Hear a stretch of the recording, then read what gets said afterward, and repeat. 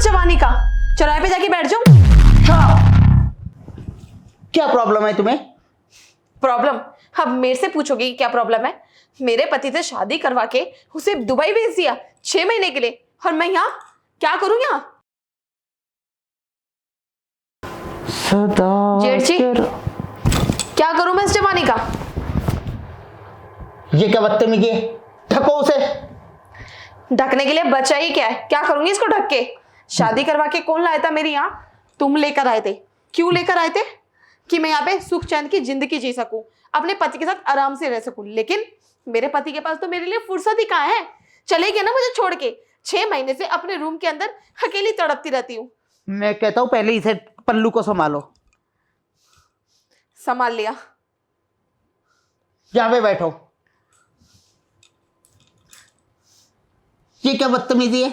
अगर बात करनी है तो सही ढंग से आकर भी तो बात करती है ना। क्या क्या प्रॉब्लम है? प्रॉब्लम? आपको नहीं दिख रहा है कि मुझे क्या प्रॉब्लम हो रही है? जब से मेरी शादी हुई है 6 महीने हो चुके हैं शादी की रात से, और अभी तक मेरा पति पता नहीं कहाँ रहता है, क्या करता है, मुझे कुछ भी नहीं पता। आपने मेरी शादी करवा के यहाँ पे रख दिया। सोचा कि गांव की लड़की है, समझदार होगी, घर में पड़ी रहेगी, घर का चूल्हा चौका बर्तन करती रहेगी। लेकिन आप तो मेरे बारे में बिल्कुल ही नहीं सोचते। मैं ना अंदर ही अंदर तड़पती रहती हूँ। अरे मेरी भी तो नीड्स है कुछ, उसको तो समझो। देख बहू, तू मेरे छोटे भाई की बीवी है, मेरी बहू है, इस घर की बहू है। इस घर पे तेरा उतना ही अधिकार है जितना तेरे पति का मेरा है। चल मेरा तो छोड़ दे, मैं तो एक सन्यासी व्यक्ति हूँ, लेकिन तुम दोनों का है ना।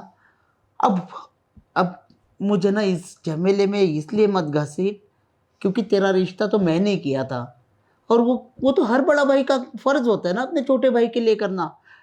अब ये कथा मैं उससे ना बात करूंगा, उसे झाड़ूंगा। मैं झाड़ूंगा क्या? उसे आने दे, उसे इतना मारूंगा ना, तेरे सामने मारूंगा। अच्छा, मतलब मैं उसका और इंतजार करूं? 6 महीने में तो आपसे कुछ हुआ नहीं। ये नहीं कि बहू सारा दिन कमरे के अंदर अकेली पड़ती रहती है, क्या करती है कुछ नहीं, किसी को मेरे से कोई मतलब ही नहीं है। उसको फोन करने के लिए आज बोल रहे हो जब मैंने आपको बोला उसको अभी इसी वक्त फोन करके बुलाओ यहाँ पे। और अगर नहीं बुलाओगे ना तो मेरा जो दिल में आएगा मैं वो सारी हरकतें करूंगी। अगर मुझे यही सब करना होगा ना तो मैं बाहर भी जा सकती हूँ। खबरदार, अगर अपनी मर्यादा को पार किया तो तुम्हारा जेठ बैठा है तुम्हारे सामने, करता हूं मैं उससे बात,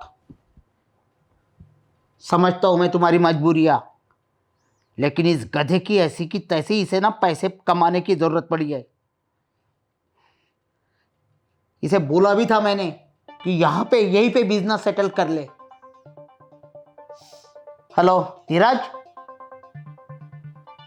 कब आ रहा है दुबई से? क्या?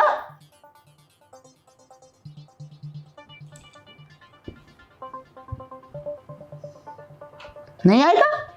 क्यों? हरामखोर! अरे तेरी शादी हुई है, तेरी बीवी है यहाँ पे, दूसरे तीसरे दिन तू छोड़ के चला गया। और वो देख धीरज, बहुत हो गया। तू उधर से आजा मेरे भाई, मैं तेरे से बात करता हूँ, यहाँ पे आके सेटलमेंट करता। तू आ तो सही। कि क्या हुआ उन्हें? वो गोरी मेम साहब, देख देख, वो गोरी गोरी के चक्कर में मत पड़ा। हमारे खानदान की इज्जत, चुप, हमारे खानदान की इज्जत ना बिगड़ जाएगी बेटे। तू आ जाना। अरे अपनी खेती है इतनी सारी धन दौलत है, वहां पे क्या पड़ा हुआ है? अरे नहीं, ये बहू से बात कर। हेलो आप? हेलो हेलो, कर दिया?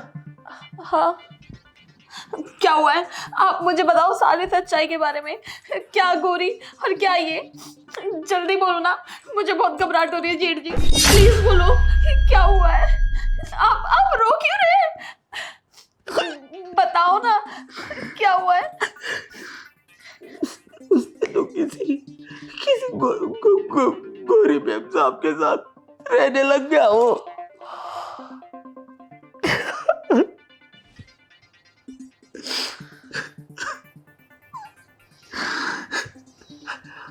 सॉरी, मुझे माफ कर देना, पर तुम चिंता मत करना।